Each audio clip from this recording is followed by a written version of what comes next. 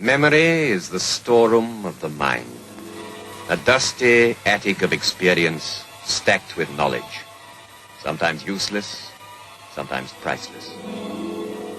Once in a while we must lift the shades, dust off the years, and with our souvenirs seek to recapture the past. For there lies reason for the present and vision for the future.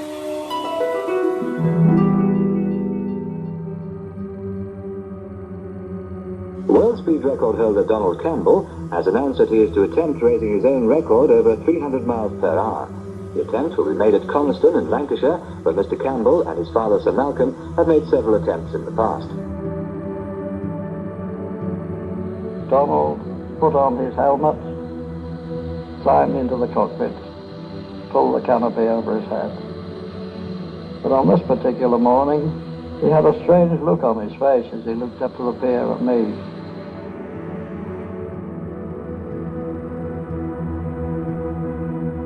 Well, the travelling quickly in itself, of course, is nothing. It's the challenge. It's like a mountain. It has to be climbed, or a song that has to be read.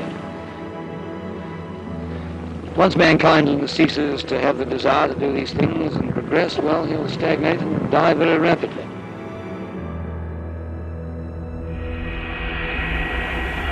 You could see it in the distance. You could hear the engine roar as it accelerated. See the plume of spray. Full power. Well, it's something right now, huh? We're doing so much to know the spirit power will do it. I'm glad that over the top. Well, it's absolutely another bloody line, yeah? Then almost in sort of slow motion, it suddenly, it slowly began to rise out of the water. This is the terrible part about trying to break a record. You see, once you start, you're past the point of no return. And there's no going back. Once you start, you're past the point of no return. Past the point of no return. You see this fantastic boat just become an aeroplane, almost as if she's soaring off into the wild blue yonder. Bluebird, bluebird, bluebird. Hello, the Bluebird!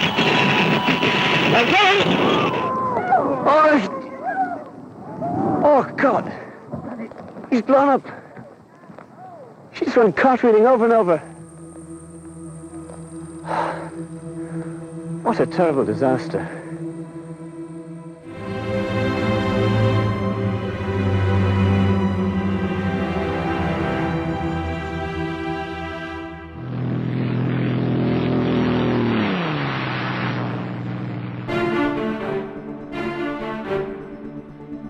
The 1920s and 30s was the first great age of speed. On land, sea, and in the air, men could travel at speeds previously undreamt of. The daredevils who risked their lives to reach new milestones were seen as heroes. Britain's Malcolm Campbell was one of the greatest heroes of them all. In 1935, he faced his toughest challenge.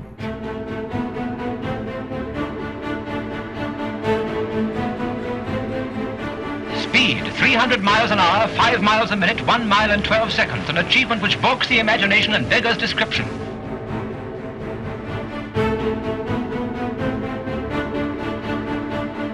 Breaking the 300-mile-an-hour barrier at Bonneville was Campbell's greatest achievement as a driver. It was his 9th land speed record. In the 1930s, his speed dreams found a new focus. He set 4 water speed records. Everything he touched turned to gold. Watching triumph after seamless triumph was Malcolm Campbell's greatest admirer, his son Donald.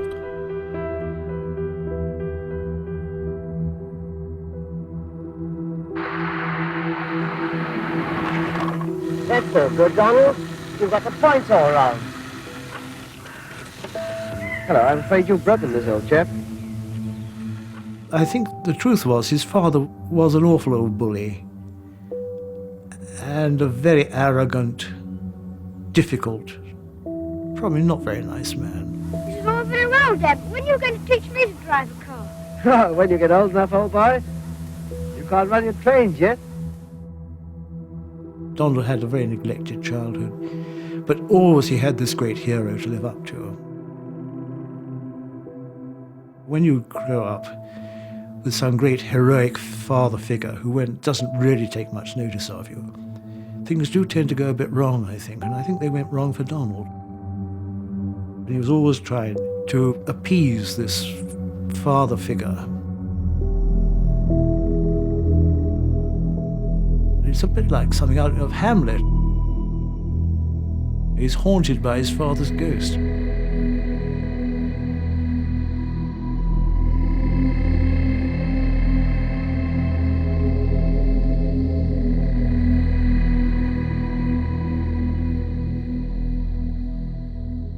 British Movietone News mourns the death of Sir Malcolm Campbell. Malcolm Campbell was of the race of pioneers. In another age, he might have discovered continents. But in the 20th century, it was speed which attracted his adventurous spirit. Farewell to a great patriot. When his father died, I think that put steel into Donald's heart and mind. He was absolutely determined that he was going to do things better than his father, or go faster and achieve at least as much or more. He had to show the ghost of his father that he was as much a man as his father was. Donald Campbell had never tried record-breaking before, but in 1949, in his father's old boat, he took to the water for the first time. A son takes up his father's mantle. Donald, son of Sir Malcolm Campbell, is going to defend the water speed record for Britain. He would always talk about getting the records for Britain. It was never talking about just for himself. I've heard him say many times, to be born British was to win the first prize in life.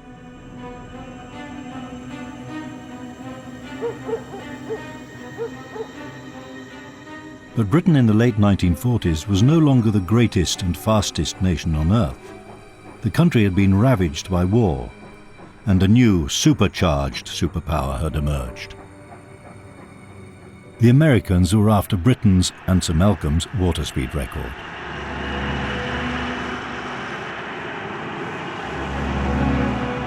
Donald Campbell felt compelled to fight for his father's and his country's honour. I believe these records are very definitely symbolic of a nation's ability technically, and indeed of their virility.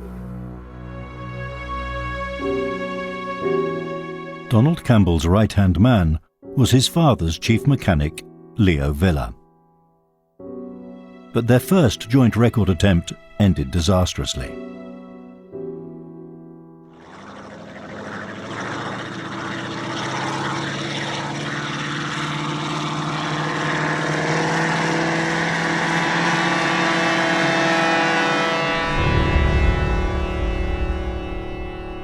In 1950, Sir Malcolm's old boat sank.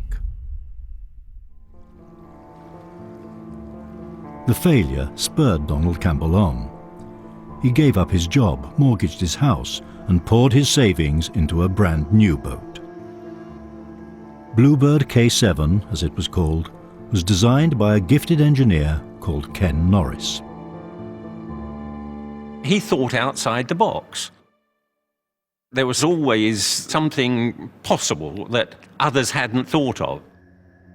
What Ken Norris and his brother Lou dreamt up was not a boat, but something truly innovative, a jet-powered hydroplane. Water is 600 times more dense than air. So if you wanted to travel fast over it, you've got to really get as much out of the water as possible. So you've got to design a craft that's going to ride the water, just skim the top of the water. Most racing boats were driven by propellers, but the blades created drag. Ken Norris's solution was to fit a jet engine which would blast Bluebird along at over 200 miles an hour.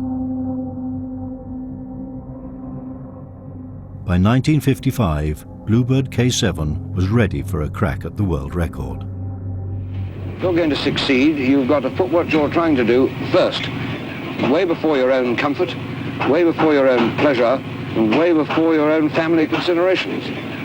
You have got to put what you're trying to do first.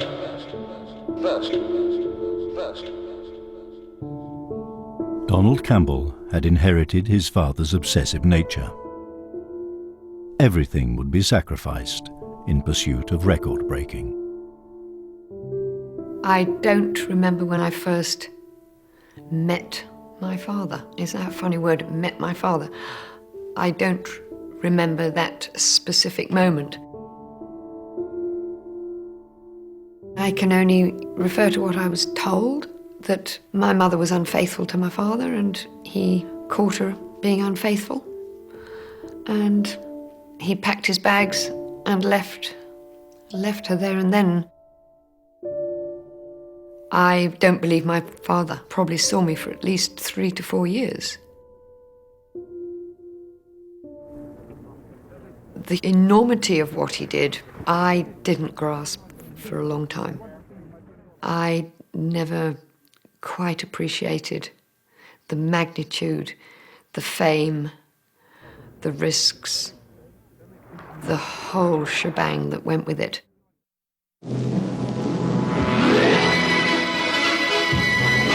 Onlookers lining the shores of Lake Coniston see 34-year-old Donald Campbell take out his turbojet Bluebird on what is only meant to be a trial run with an old engine. In 1955, I was in hospital. I swallowed a hair grip. And I was recovering when someone came down to me and said, "Your father's just broken the world water speed record."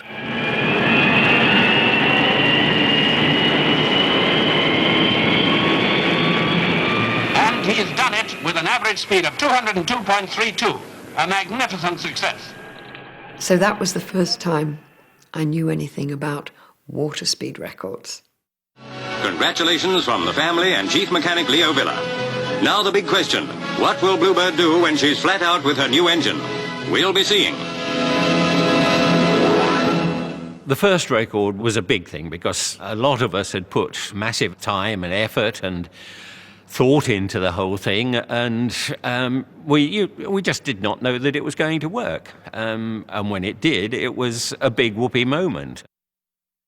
This was what we could do.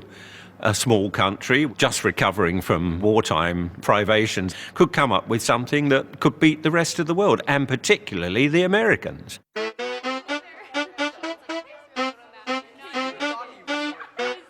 In the 1950s, Billy Butlin, the holiday camp entrepreneur, offered a big cash prize for each new record. Year after year, Campbell pushed his speed higher and claimed his reward.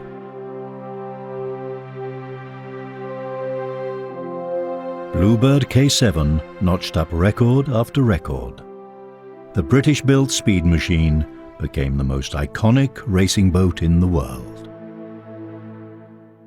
She starts off sort of a bit like a blue whale, you know, lumbering to sort of get up onto the plane. And then once she just gets up onto her 3 pins and goes, well, it's almost like a bullet out of a gun.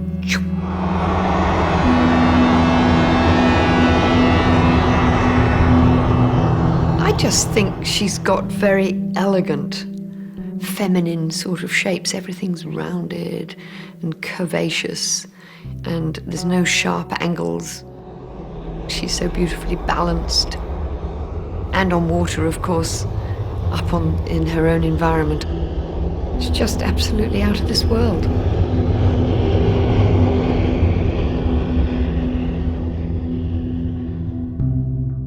By the late 1950s, Donald Campbell was a household name. He was just the kind of swashbuckling hero that 1950s Britain admired.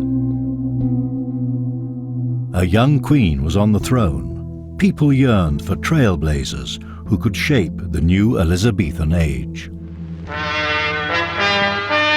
At At Buckingham Palace, Donald Campbell, seen with his mother, and Leo Villa received the CBE. He hopes to set a new water speed record this year. The late 1950s were Campbell's glory years. He was rich, he was famous, and after a second failed marriage, he was also single.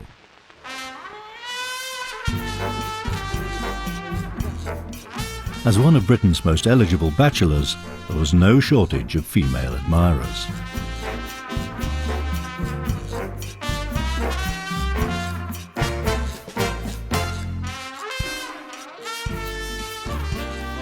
My father was a charming, attractive man, and I think he was a ladies' man. He had a twinkle in his eye. He was a young, healthy man, for goodness sake. So he had a nice selection of lady friends. And I suppose, when I first met Tonya, I suppose I just thought she was another one of his girlfriends. The autumn leaves drift by the window. The autumn leaves. I sing about love, I know what I'm singing about.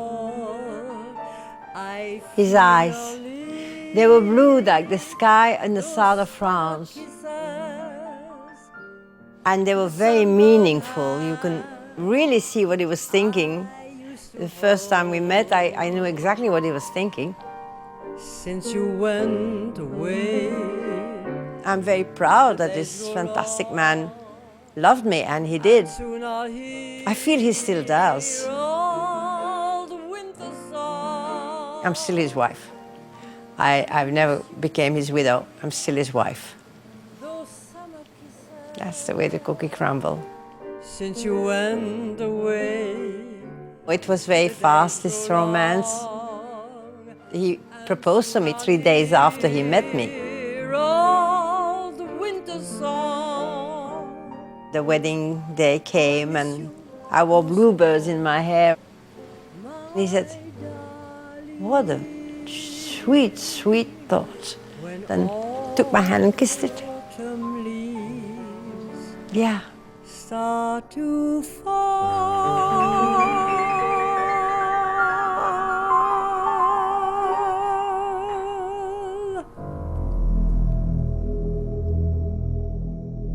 By 1959, Donald Campbell had 6 world records.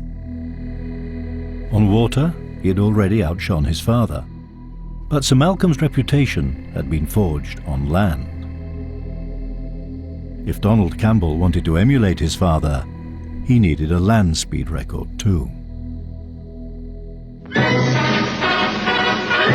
While bad weather at Coniston has been holding up his record attempt on water, Donald Campbell has been considering world records on land. With Leo Villa and the 2 designers, he inspects a model of Bluebird 2.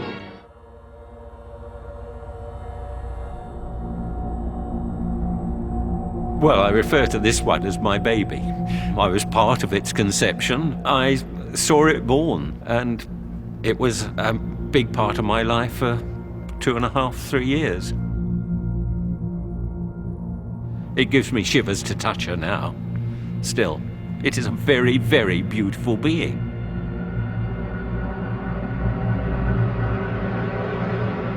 The land speed record stood at 394 miles an hour. Ken Norris designed a car that would go far beyond that, to 500 or more.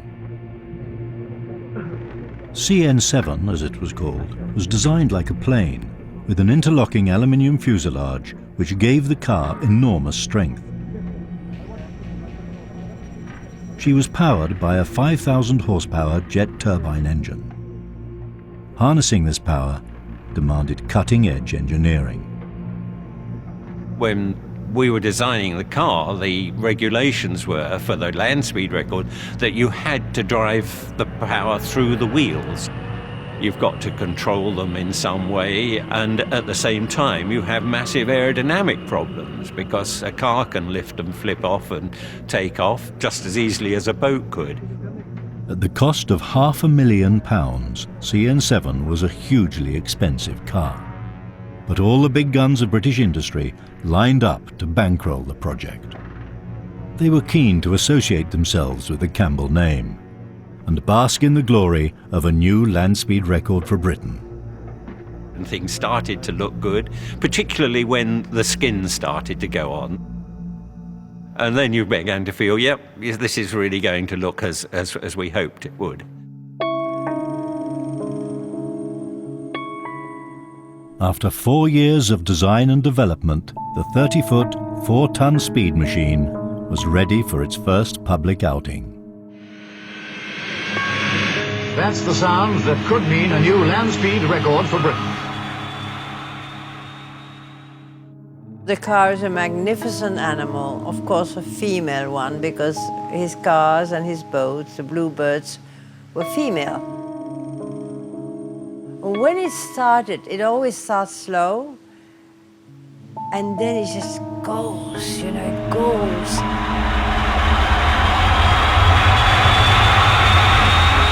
That tremendous power, it's sensuous, it really is sensuous. I used to get terribly excited. By 1960, the most sophisticated car on Earth was ready for a crack at the world land speed record. Free with Kellogg's delicious sugar-frosted flakes, the sugar-toasted cereal for super energy, authentic models of the fastest cars in the world, including the new Proteus-engined Bluebird, driven by Donald Campbell. We're hoping that Britain will be the first to carry the world's land speed record to beyond 400 miles per hour.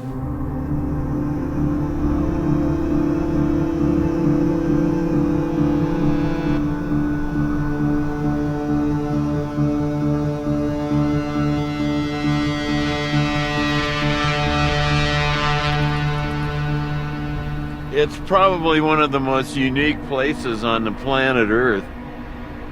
The Bonneville Salt Flats. The fellow that made it famous was Sir Malcolm Campbell. He christened this area as a speed capital of the world, so to speak. More than 20 years after his father had smashed the 300-mile barrier at Bonneville, Donald Campbell was going to test himself on the same track. First time I became aware of Donald Campbell was a friend of mine said, "Hey, have you seen the new car that the British are building for the land speed record?" The car thing was of real interest to me because it involved the entire British automotive industry and aerospace industry, and it was a huge undertaking. And so that really got my attention. I was just amazed at the amount of effort that was being put into this vehicle to set a new world speed record for Great Britain.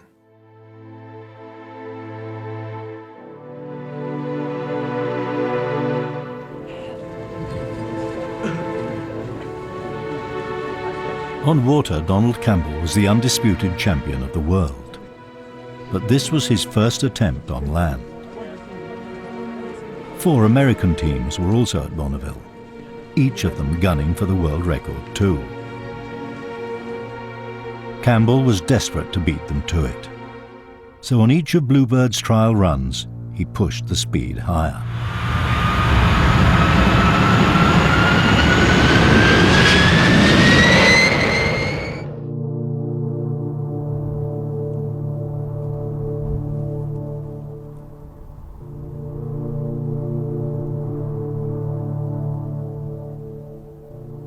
It was dawn and absolutely beautiful.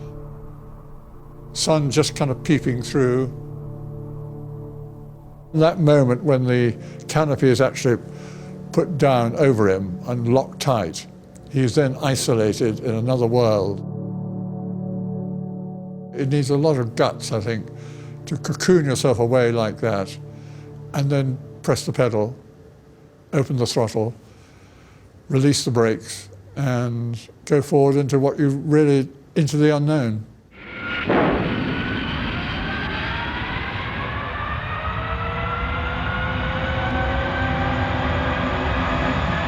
He eased the car forward,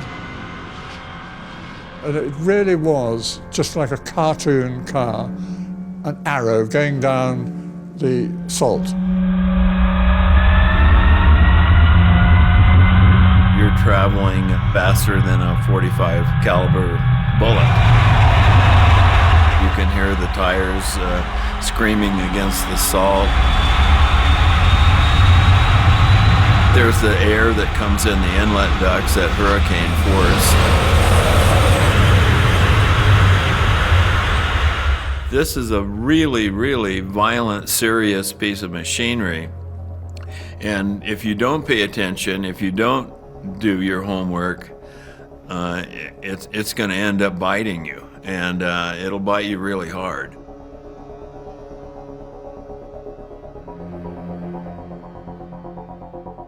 He just disappeared absolutely to the horizon. And then suddenly this great cloud of salt came up, and I thought, Christ, what the hell's happened? And then the car emerged out of the top of the salt cloud and did one turn over and then disappeared into the salt again. And then there was this noise, just like a tin trunk, falling downstairs.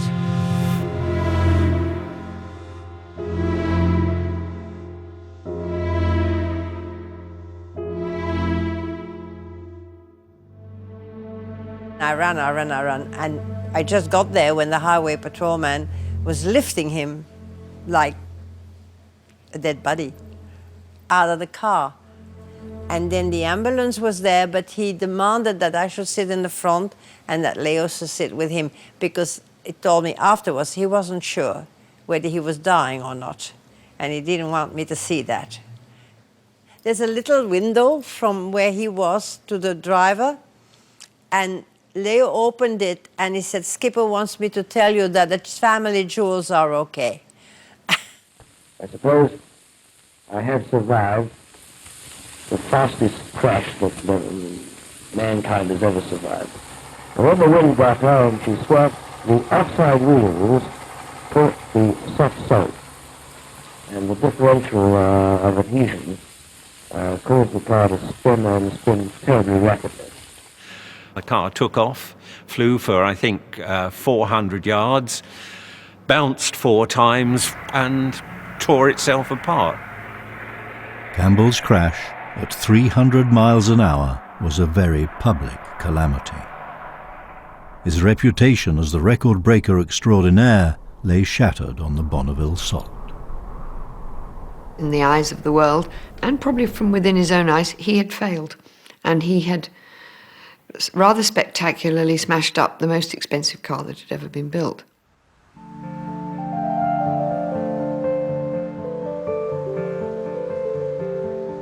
We met at the Dorchester in London. The only time I've ever met him when he was visibly short on confidence. He was just very uncertain as to what his future was, and indeed whether we had one. He'd smashed his skull, had a very bad accident in the United States. And this had obviously shaken him considerably. But he had to do more record attempts because he didn't have any money, and it was his only means of making money.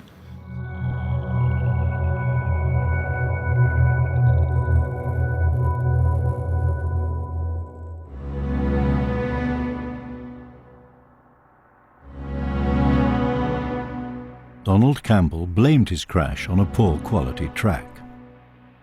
A search began on the far side of the world for a better course for the next record attempt.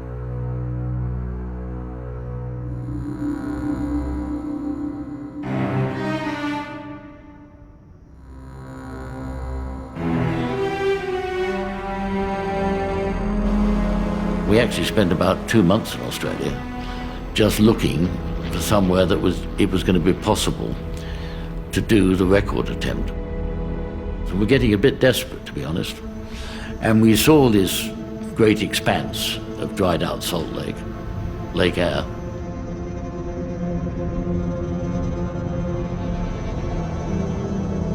The rebuilt Bluebird was shipped out to Lake Eyre. Much of the old car had been salvaged, and a fin had been added to keep her stable at high speeds. After his Bonneville crash, the pressure had redoubled. What Campbell needed was a swift, successful run. But in March 1963, in one of the driest places on Earth, the unthinkable happened. Hadn't experienced rain for years, and the British get there and it bloomin' rains. They'd have trials, the salt would break because it had got wet, the car would get stuck. Fraught was the word.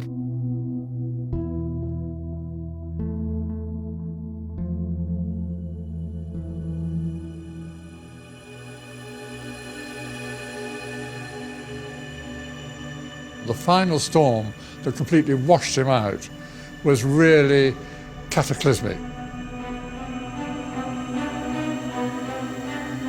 It started with a really tempestuous wind. People scurrying everywhere, tying stuff down, and then suddenly the sky went black. It was doom. It was really was the end of the world. After 3 frustrating months, Campbell called off the record attempt. Bluebird's backers still had nothing to show for their investment. I think back in the UK, there was doubt as to whether Donald was going to do it. There was certainly a feeling he was fated, that he was just unlucky and it wasn't going to happen for him.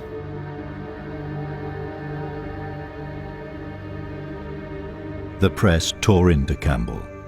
They claimed he had lost his nerve.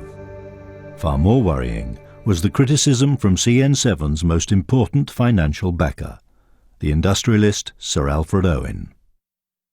Well, the sponsoring committee have been bitterly disappointed at the slow rate of progress since the car was completed, and I think are bound to question Donald Campbell very seriously as to why this delay has taken place. Ladies and gentlemen, it is my pleasure now to introduce at the very moment this controversial figure, Mr. Donald Campbell. With his reputation and his record attempt on the line, Campbell was forced to confront his critics. Well, it's so incomprehensible to us who are engaged on the operation. It's easier to say when you judge something from 14,000 miles away, sitting in the comfort of a plush office, time was wasted. But those in the field know very differently. Why do you think Sir Alfred has been attacking you in this manner? Well, I don't know, David. Frankly, it's incomprehensible to me, and obviously a matter of deep regret. Some of Campbell's financial backers pulled out. His hopes of setting a land speed record were on a knife edge.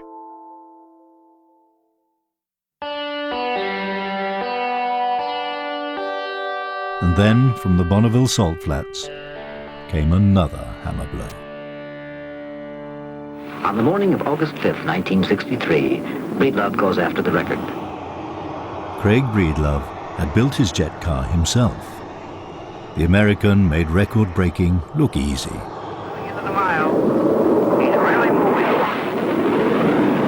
Spirit of America was not technically a car. Its jet engine did not drive the wheels. 407 miles an hour was an unofficial world record. But what mattered was that Breedlove, not Campbell, was now the most famous record breaker on Earth. He had a reception for me after I broke the 400 record at his home in Surrey.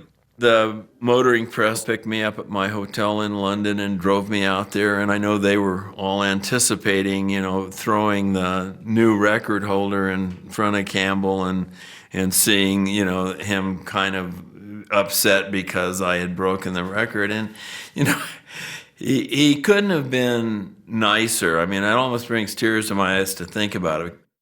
He made me feel so comfortable and so at home and so welcome.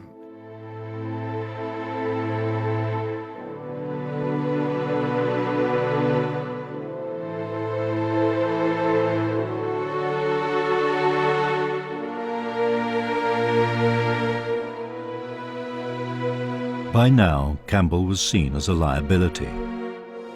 More sponsors pulled out. But enough money was scraped together for one final attempt on the land speed record. I was working on the Sunday Times as a young reporter. It was suggested to me that there might be a story about the fact he was going out to get the world record. I just thought he was a sort of playboy, to tell you the truth. I thought he was a playboy cashing in on his father's reputation to have a good time and make a lot of money. And that was the image I think most people had of poor old Donald at that time. I was very young then, and I'm very old now. Now that I have a chance to think about him, I think everyone got him wrong, including me. What he really was behind all this, I think, was a genuine tragic figure. What one was watching was a man who really was on trial for his life.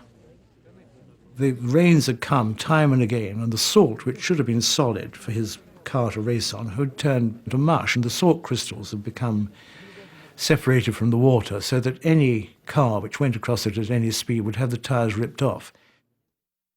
I mean, he really was scared stiff, to be quite honest about it. But he could not go away from that place without the record.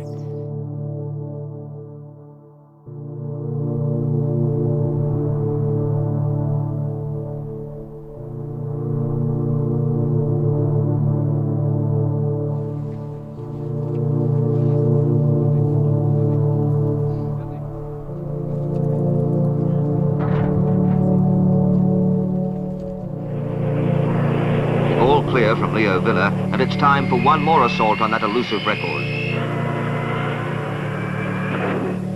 A cough, a whine, an eerie scream shatters the tomb-like stillness. Bluebird to control.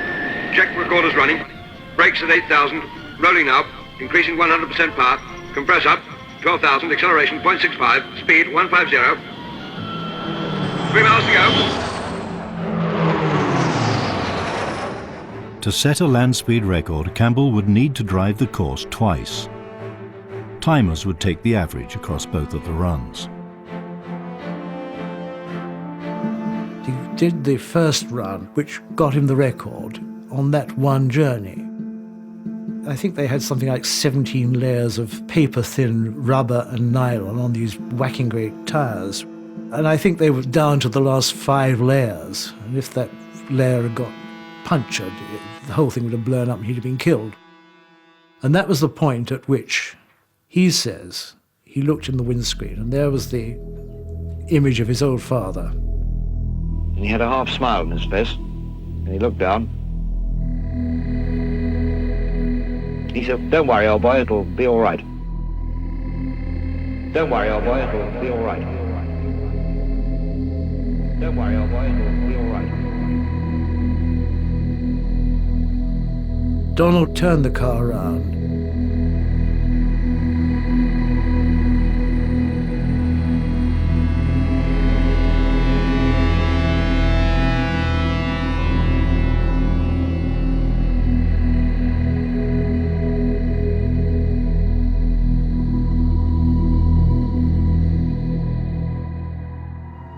The necessary 2 runs have been made.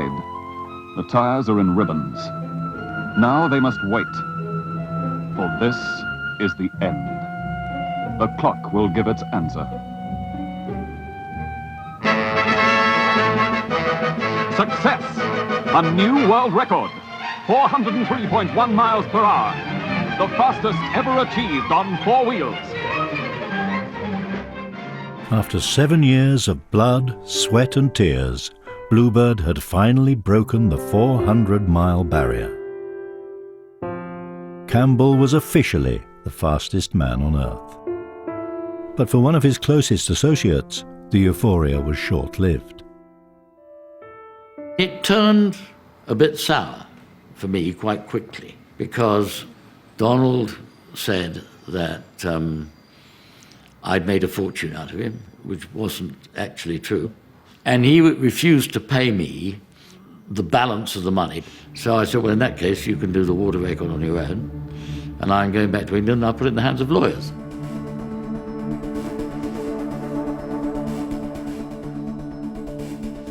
To Campbell's critics, 403 miles an hour was, to say the least, a qualified success. It was slower than Breedlove's unofficial record, and way short of the 500 for which CN7 had been originally designed.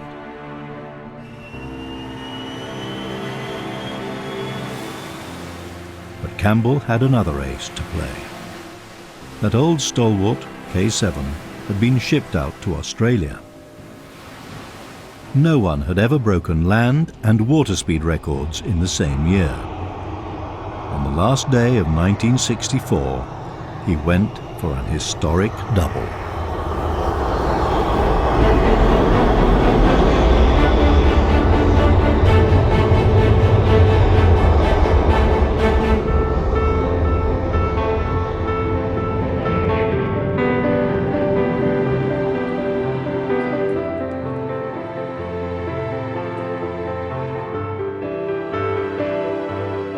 It was Campbell's greatest triumph. Finally, he had proved himself the old man's equal and written his name in the history books. And then he got the water record. And despite everything, I knew just what that meant to him. That was the one thing his father had never done. And although we'd had this fight over money, I was still very fond of him. So I decided that I would send him a telegram of congratulations. So I spent hours writing it overnight and was finally quite pleased with the result.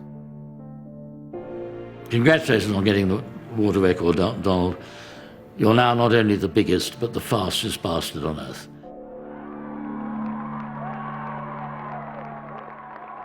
When we did parades through Adelaide or Sydney, it was quite extraordinary, the response to him.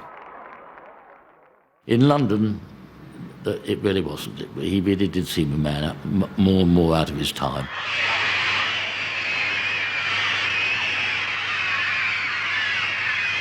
You must remember this was the mid-60s, and by that time the whole 60s social revolution was in full swing, and the one thing one really couldn't be in the 60s and be successful was to be square. We're all playing for a team, old boy. We're all playing for the same team, as it so happens, and we're now at the moment in our national fortunes are at a fairly low ebb. I believe deeply and profoundly that anything and whatever we're doing, we must redouble our efforts.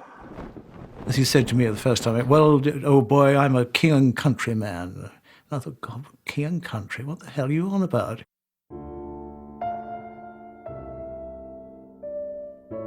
With the public appetite for record breaking on the wane, many felt it was time for Campbell to retire.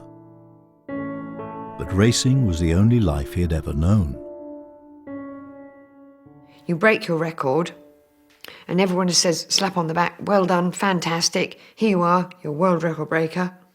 And the next day, you wake up and think, what am I going to do today? So you end up on this treadmill of going from record to record to record to record. At what point, where, you know, there's a beginning, where is that end?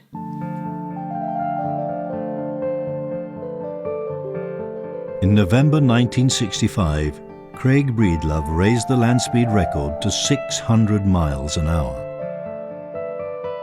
What Campbell needed in his transatlantic duel was a groundbreaking new vehicle. A rocket car, which would smash the sound barrier and seize back the land speed record for the British. Ken Norris had come up with this design. The calculations that were done showed that it would be capable of at least 850 miles an hour. A mock-up was built for the press to see, but no, there was really no interest from industry. And so Donald knew he'd got to do something more to get some backing from somewhere.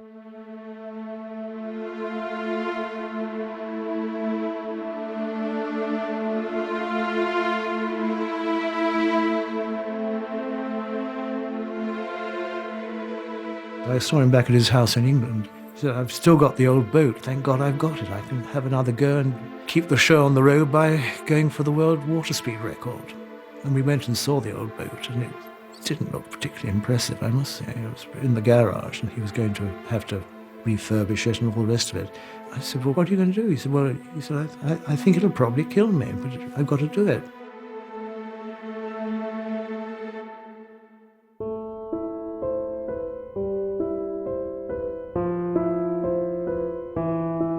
Campbell's sponsors had deserted him. He was broke. But if he could smash the 300-mile-an-hour barrier on water, he might get the money he needed to build his rocket car. World speed record holder Donald Campbell has announced that he is to attempt raising his own record over 300 miles per hour. The attempt will be made at Coniston in Lancashire.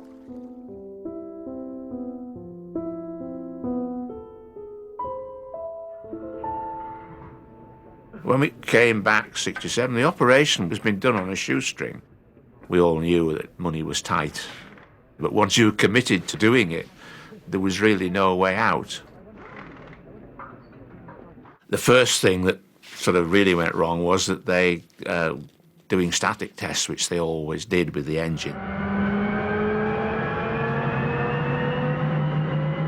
And it sucked bits of plastic and rivets through the turbine, which damaged a lot of the blades, so that engine was actually wrecked. The heartbreak of this project is that you are not only fighting the unknown with the technicalities involved, but you are being continually frustrated by this appalling weather. The weather was abysmal at times. It would be days on end when there was just white horses riding down the lake. As weeks of delay turned into months, the press rounded on Campbell. He was out of touch. No one was interested in his record-breaking anymore. This isn't done for public appeal, it isn't done as a public entertainment. If I was putting on a theatrical play and nobody wanted to roll up and watch it, I should be very worried. This isn't put on as a public entertainment. Why is it put on? It's put on to try and reach a certain goal, which is to see a British boat eventually first pass the magic 300 mark.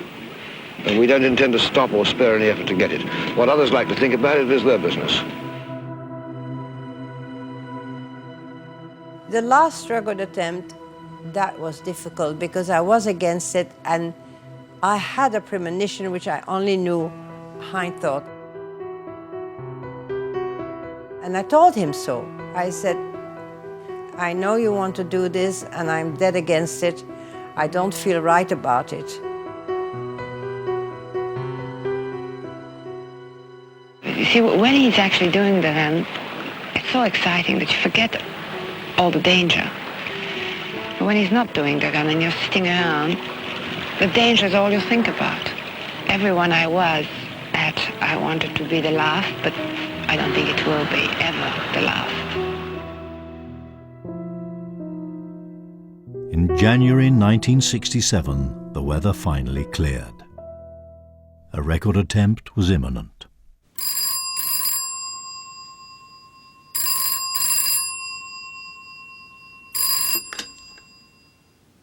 On the morning of the 3rd, when he called me, he actually told me he couldn't wait to get out of that dump. And I told him then that he mustn't be impatient. He always told me that impatience in a record attempt is poison. And he said, oh, don't worry, I'm going to be careful for both of us. But he was not in a good mood. We always had this thing, you hang up now, no, you hang up now. I said, you hang up now, darling. And he didn't answer, but he sort of said, look after yourself, won't you? And I said, yeah. And afterwards I thought, why did he say that?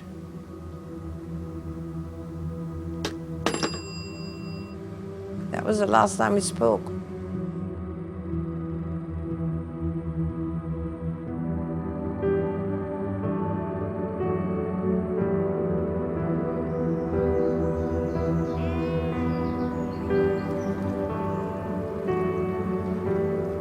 It was a lovely frosty morning and we were out on the lake quite early.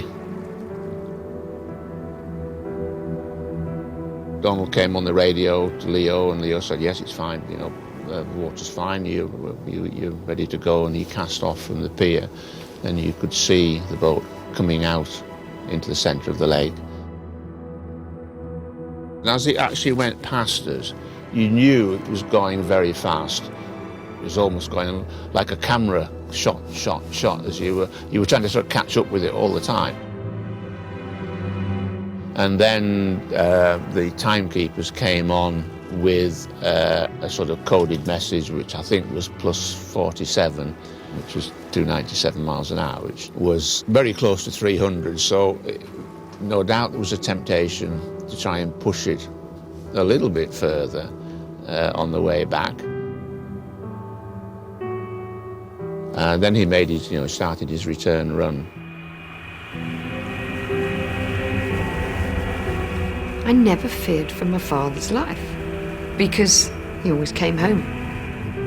You didn't talk about the risk. It was the reward, it was the result that counted, not the risk.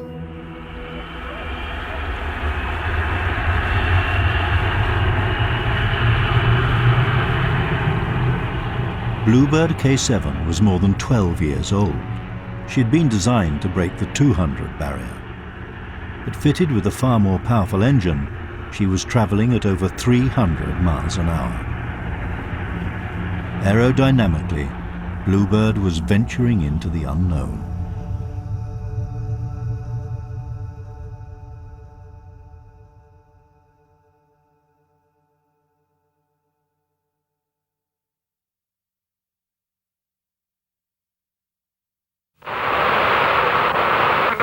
Don't go to base.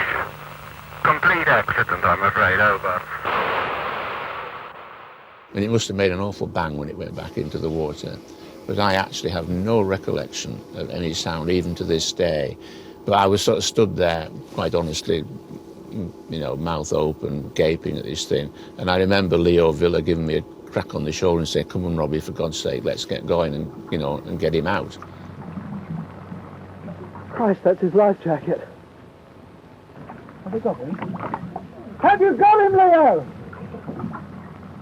And then we saw his Mae West, and of course we thought initially that that was him, because we thought, that obviously he would be inside it. But as it turned out, it wasn't, it had been ripped off. So I stayed around here from, 8:30 when the accident happened, until nearly midday, and it really was quite eerie.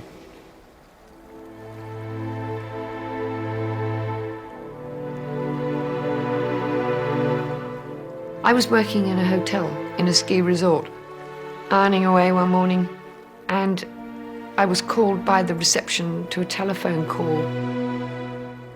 As I'm walking up, it's very odd. I knew something was certainly not normal. I think my mind just closed down. I just remember thinking nothing, just total blank. Extraordinary.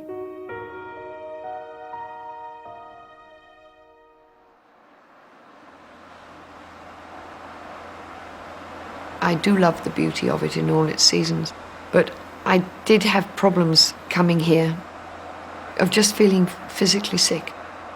I wouldn't go on the water. It'd be like walking over my father's grave. But it's better now. 97, 98, Bill Smith from Newcastle rang me out of the blue and just said that he was an amateur diver and he was coming to Coniston, and it was his desire and ambition to find my dad's boat.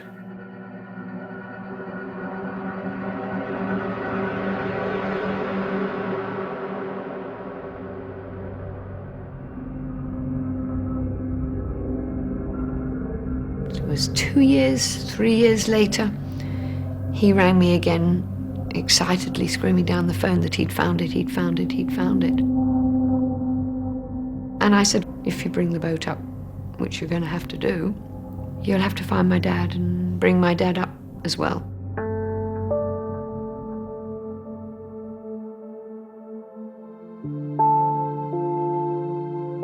So Bill brought him up, and we were finally able to lay my father to rest in a proper grave. Doesn't change the fact, but he's there, and go and see him, put some flowers on the grave, say, "Hi, Dad. How's it going, Skipper?" You know. Where there's life, there's death. Sad facts.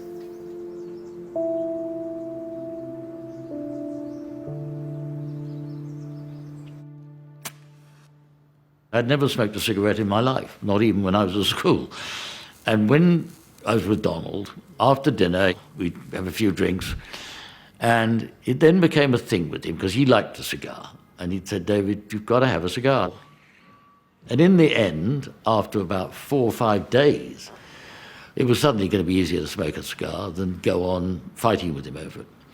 So I smoked a cigar, and I didn't like it at all.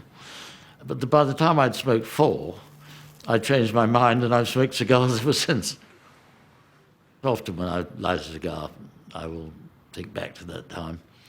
And the memories of him are very real and very precious.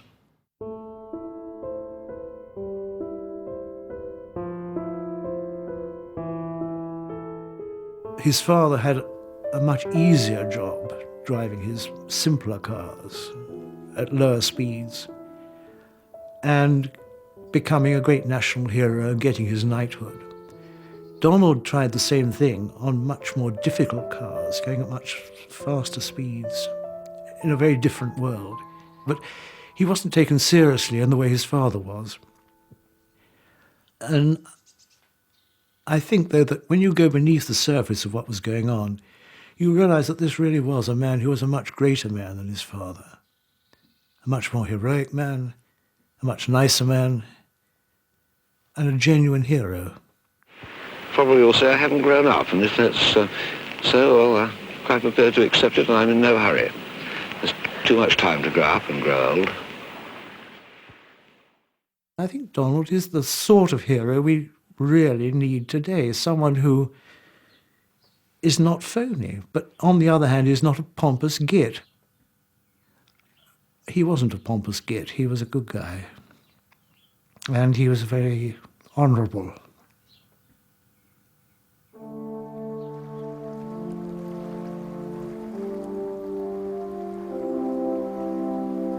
And so, today, as we finally lay to rest the skipper beside the lake and in the shadow of our mountains, I believe that he will have found that other bluebird, that bluebird of eternal happiness that inspired 2 generations of racing legends.